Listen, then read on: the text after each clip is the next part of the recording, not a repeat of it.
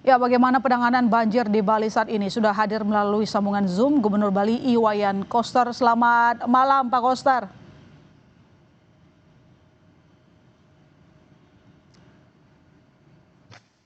Pak Koster, Anda mendengar suara saya? Belum.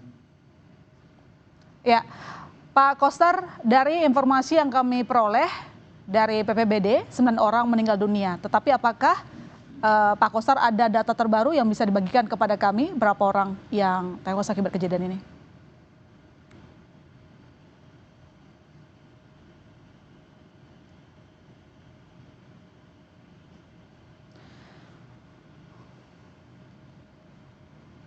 Malam, Mbak. Terima kasih atas kesempatan untuk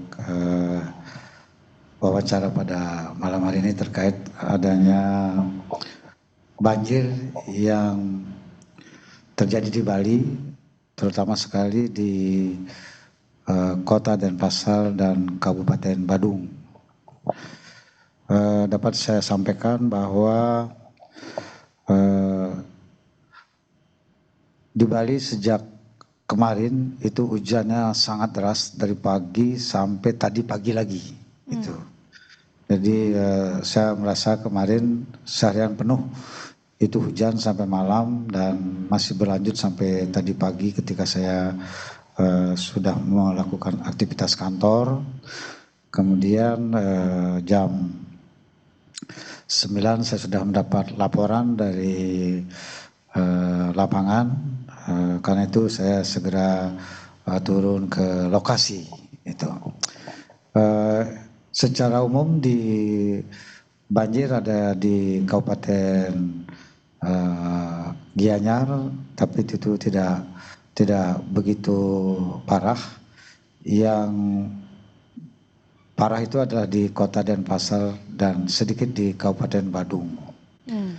Nah, di Kota Denpasar banjirnya terjadi di kawasan Pasar Kumbasari dan di Jalan Sulawesi yang di situ terdapat ruko. Nah, di Denpasar ini, di Pasar Kumbasari itu ada kios dan los total sebanyak 313 itu. Kemudian juga ada semacam warung-warung kecil gitu, sekitar 160 di sebentar ya Mbak, itu ada 161. Jadi totalnya jadinya 313 tambah 161 itu adalah 474 unit usaha pedagang kecil di sana itu. Nah, yang mengalami rusak itu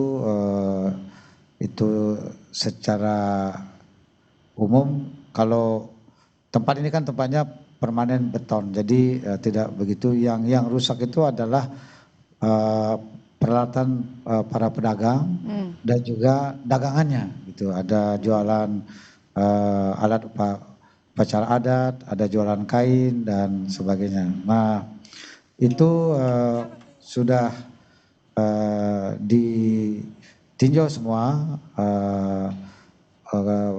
Kemudian karena banjirnya itu membawa sampah kiriman, itu sampahnya ini masuk ke kios dan los gitu. Jadi ada penumpukan sampah dan tadi sudah diselesaikan, sudah bersih lagi secara umum, meskipun belum bersih sekali. Besok akan dilanjutkan lagi besok pagi, karena listrik kita matikan supaya tidak menimbulkan masalah gitu. Ya, nanti saya punya pertanyaan lagi kepada Anda Pak Koster, tapi sebelumnya kita akan mendengarkan kumandang azan maghrib, saudara.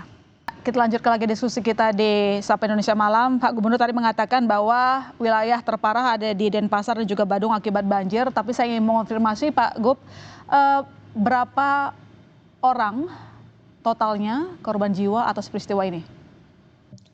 Kalau di Badung sudah normal semua, hanya terjadi banjir di basementnya kantor pusat pemerintah Kabupaten Badung dan di kawasan Kute. Jadi tidak ada korban di Badung. Begitu juga di Gianyar. Jadi hanya ada korban di kota Denpasar di jalan para pedagang yang memiliki ruko di Jalan Sulawesi. Jadi korban jiwa ada berapa totalnya, Pak Gub? Bagaimana, Mbak? Korban jiwa ada berapa? Ada 2 semuanya. Ada 2. Iya. BPBD bilang ada 9. Mohon dikonfirmasi, Pak Gub. BPBD provinsi. Bali. Maksudnya. Kalau BPBD provinsi satu suara sama saya, satu data. Sama Denpasar juga. Jadi 2. Iya, yang korban 2 sudah ditemukan, itu sudah di rumah sakit malah mayatnya. Oke, Pak Koster, tadi kami punya Kami sekarang dari tadi siang membuka posko laporan bagi keluarga yang ada kehilangan keluarganya yang menjadi pedagang atau di ruko, itu supaya melapor di posko. Jadi sampai sekarang yang melapor baru itu aja 5 orang dari keluarga, dari pihak keluarga. Jadi sampai saat ini belum bertambah. Oh, belum bertambah sampai sekarang. Tapi kira-kira Pak untuk warga baru terdampak datang dari lokasi ini, baru datang dari lokasi. Sebentar lagi akan rapat dengan BNPB juga. Oke, baru dari lokasi. Pertanyaannya begini Pak, dari warga terdampak, apakah kemana mereka akan dibawa? Karena tadi berdasarkan laporan jurnalis kami di sana, belum ada posko-posko tempat untuk berteduh sementara, paling hanya ditempatkan di rumah saudara atau mungkin tempat penginapan. Jadi gini Mbak, kalau yang di Pasar Kumbasari itu karena itu tempat berdagang, jadi bukan tempat tinggal. Jadi itu kembali ke rumahnya, nggak ada masalah soal tempat tinggal. Kemudian yang di Jalan Sulawesi itu juga di situ cuma ruko, tempat tinggalnya tidak di sana. Jadi tidak perlu mengungsi gitu. Jadi hanya yang korban yang kita tangani gitu. Yang tidak menjadi korban itu dia berada di rumahnya dan sekarang masih ada di rukonya karena banjirnya sudah surut, sudah kering. Nah, kemudian yang tadinya perlu penampungan adalah banjir yang terjadi di Jalan Pura Demak, Kota Denpasar. Nah, di situ yang tadinya di pinggir-pinggir jalan besar itu ada rumah, dievakuasi. Tapi dievakuasi kemana Pak Koster? Maaf, saya minta keterangan lebih. Kita siapkan tempat, mereka nggak mau, rata-rata sudah ditampung di keluarganya. Dan sekarang karena sudah surut, airnya udah kering lagi, udah normal, mereka udah balik. Oh, udah balik, termasuk wisatawan gimana Pak Koster? Karena kami lihat juga berdasarkan visual banyak juga penyelamatan terhadap wisatawan yang ada di Bali. Wisatawan mancanegara. Nggak ada, kalau wisatawan nggak ada Mbak. Kalau ada. wisatawan ikut nonton banjir, iya. Oke, Pak Koster. Ya. Apa penyebab banjir kali ini? Memang kalau kita lihat katanya Equatorial Rossby, tapi mungkin pertanyaan saya begini Pak, ada bangunan-bangunan yang rusak karena banjir ini.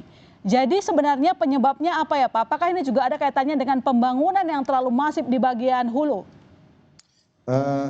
Ini Tukat Badung ini atau Sungai Badung ini itu hulunya di Kabupaten Badung. Jadi memang yang pertama adalah dari obrolan saya dengan para pedagang dan juga masyarakat yang ada di sekitar itu, mereka tuh berdagang sejak 70 tahun lalu di kawasan tersebut dan baru kali ini terjadi hujan yang begitu besar dan terjadi banjir yang besar. Baru pertama ini dari udah 70-an tahun nggak pernah ada seperti kejadian seperti ini yang diingat. Karena baru pertama kali membuat Pemda Bali juga mungkin agak gagap ya Pak menanganinya di awal. Tidak juga, karena kami turun bersama Bapak Danrem dan BPBD, sinergi pemerintah provinsi dan kota Denpasar. Oke. Itu dalam waktu cepat saya pimpin langsung bersama Pak Wali Kota dan Pak Danrem, itu cepat bisa kita atasi dan sekarang secara umum sudah bisa diatasi. Tinggal lagi satu di Pasar Kumbesari di bagian basementnya itu airnya masuk setinggi 8 meter, sekarang ini sedang disedot. Gitu. Dan yang kami belum bisa deteksi adalah di parkir itu ada kira-kira 50 sampai 100 mobil. Mudah-mudahan tidak ada orang di dalamnya gitu.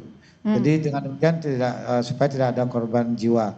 Nah, mudah-mudahan besok siang sudah, karena kami memakai ada 6 mesin penyedot sekarang untuk mengalirkan air di basement itu ke luar ke sungai gitu. Baik, terima kasih Pak Koster telah bergabung bersama kami di Sapa Indonesia Malam. Kami berharap penanganannya dan tidak terjadi juga hal ini berlarut. Selamat malam Pak Koster. Terima kasih, selamat malam Mbak.